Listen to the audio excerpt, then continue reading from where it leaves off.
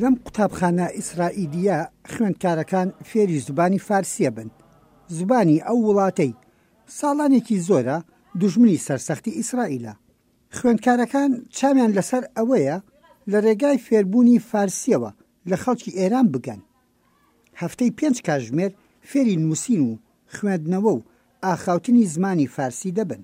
ئایندەی ئەم خوێندکارانە کارکردنە لە بواری هەواڵگیری ڕەنگە ئامادەبوونێکی پێشوەختیش بێت لەلایەن ئیسرائیلەوە بۆ فێرکردنی توێژێک بە زبانی وڵاتێک کە دەیەکە لە شەڕێکی ساردان. دەمەوێت زانیاریی باشتر بەدەست بهێنم لە فێربوونی زماندا. زۆر بە پەرۆشم بۆ فێربوون. دەمەوێت لە ئایندەش ئەو کارە بکەم. دەشزانم دەبێ لە کاری هەواڵگیریدا نهێنی بپارێزی. لەو باوەڕەدام دەتوانم ئەوە بکەم. پرۆگرامەکە تاقانەیە لە ئیسرائیلدا و ئەفسەرێکی باڵای خانەنشین سازی داوە کە لە دەستگای ئاسایشی نێوخۆی ئیسرائیلی کە تایبەت بووە بە قەڵاچۆکردنی هەڕەشەکان لە بواری تیرۆر و سیخوریدا کاری کردووە. 50 خوێندکاریش لە ساڵی 2014ەوە لەو بوارەدا خوێندویانە و 20یان گەیشتون بە یەکەکانی هەواڵگیری سەربازی لە سوپای ئیسرائیلی.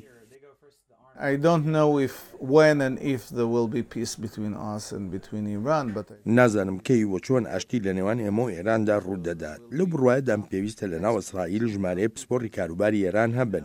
شتێکی زۆر باشە ژمارەیە گەنج سەبارەت بە ئێران زانیاریان هەبێ لەو ڕۆی ئێران وڵاتێکی چۆنە. هەر ئەوانش دەتوانن لە ئایندەدا کاریگەریان هەبێت لەسەر پەیوەندیەکانی نێوان ئێران و ئیسرائیل.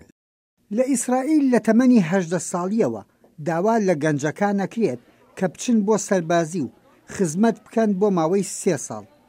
بەڵام کچانی ئیسرائیلی تەنها 2 ساڵ سەربازیەکەن. ئەم خانوە فارسە گۆرانی بێژ و مامۆستاشە. زوبان و فەرهەنگی فارسیان پێدەڵێتەوە. If we in Israel can do anything for the Iranian people in Iran to be ئەگەر ئیسرائیل بتوانێت هەر شتێ بکات کە گەلانی ئێران لە وڵاتەکەی خۆیاندا ئازاد و کامەران بن، بەلای منیشەوە ئەوە گرنگە و لەگەڵیدام لەبەرەوەی باوەڕم وایە کە خەڵکی ئێران شایستەی ژیانێکی ئازاد و سەربەخۆن.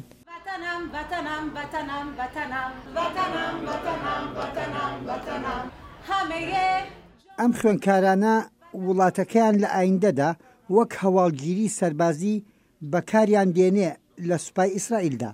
بەڵام واش دەخوازن کە لە ئایندەدا خەڵکی ئێران هاوڕێیان بن. یەحیا بەرزنجی دەنگی ئەمریکا، واشنگتن.